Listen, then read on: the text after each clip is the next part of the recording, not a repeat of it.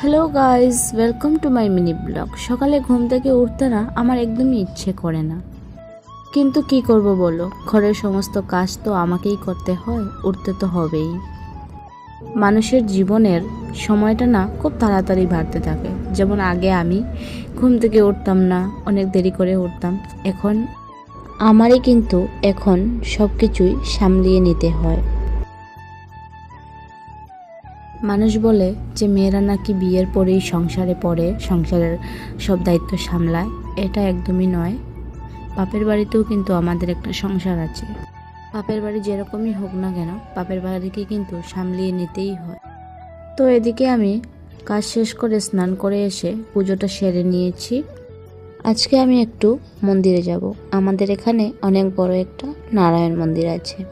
সেখানে আজকে জন্মাষ্টমী উপলক্ষে কীর্তন হবে আর প্রসাদও দেওয়া হবে। তাই রেডি হয়ে এই তো অটোতে উঠে পড়েছি। চলো এখন যাওয়া যাক।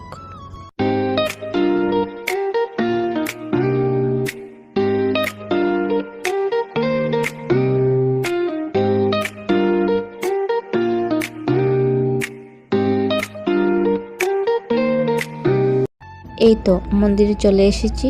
এসেই দেখি কীর্তন শুরু হয়ে গেছে। ঠাকুরকে প্রণাম করে এসে আমিও কিন্তু কীর্তনে বসে পড়েছিলাম। যেহেতু মানুষ ছিল তার জন্য আর বেশি ভিডিও করিনি, যেগুলো করেছি সেগুলোই তোমাদের সাথে শেয়ার করে নিয়েছি। যাই হোক, এদিকে কীর্তন শেষ হওয়ার পরেই কিন্তু আমাদের বলল যে প্রসাদ খাওয়ার জন্য। আমিও কিন্তু বসে পড়েছিলাম। আর আমার সাথে কে বসেছে জানো? এই তো এই কিউট একটা মোনা বাচ্চাটা, কিন্তু অনেক মিষ্টি। এখানে দেখতেই পাচ্ছ খিচুড়ি দিয়ে দিয়েছে আমাদেরকে। আমি কিন্তু আসার সময় ভাইয়ের জন্য নিয়ে এসেছিলাম। চলো তোমাদেরকে এখন দেখাই যে এখানে কতজন ঠাকুর আছেন।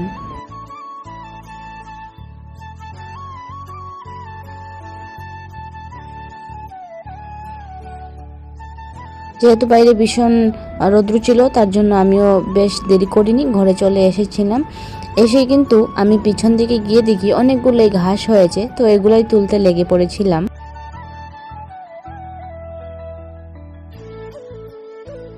ঘাস তোলা হওয়ার পরে এসে আমি সন্ধ্যা দিয়ে দিয়েছিলাম।